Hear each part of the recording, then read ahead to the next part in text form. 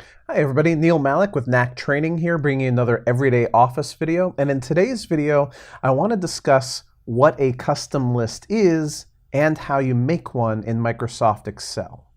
You have seen custom lists in Microsoft Excel almost certainly, and you see this through things like the word January or the word Monday. Now the reason I say that is because if you think about it, Excel is really only good at numbers. But somehow it knows about January, February, March, April, May, June, July, August.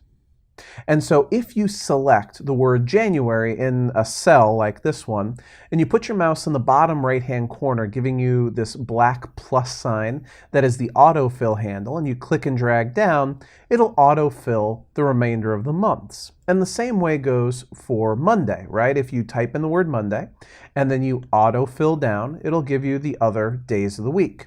And if you do abbreviations, like if you did JAN period with even a lowercase j, Excel recognizes that we're talking about abbreviated months with lowercase letters, or again, MON, lowercase,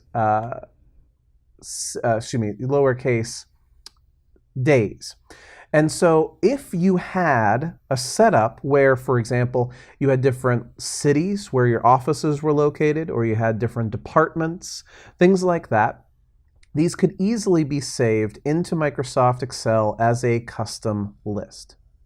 So let's say that in my company, we have the following departments that we always do business within: finance, human resources,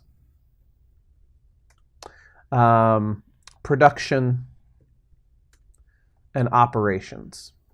Now, these four entries right here need to be able to be auto-filled in the future.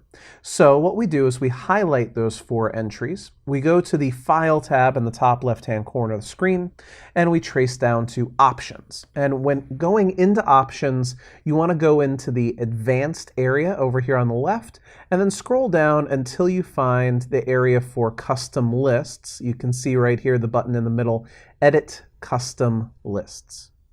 So I click on Edit Custom Lists, and you can see the custom lists that I have. Of course, there's Sunday, Monday, Tuesday, and January, February, and March. For a client that I had, we have pregame, Q1, Q2, Q3, Q4, and halftime. And for another client of mine, we had four different types of properties: single-family homes, condominiums, etc.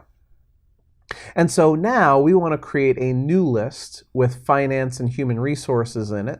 We click on the entry for new list. We say that cells F4 through F7 right here in this dialog box, those are our cells, and we click on import. And there it is, finance, human resources, production, and operations. So now when I click OK, and I click OK, I can put in just the term finance, for example. And when I go to autofill this down, again, by putting my mouse in the bottom right-hand corner and clicking and dragging down, Excel recognizes the entries that I had in mind. So creating a custom list, one thing that it does for us is it allows us to autofill that list whenever we want.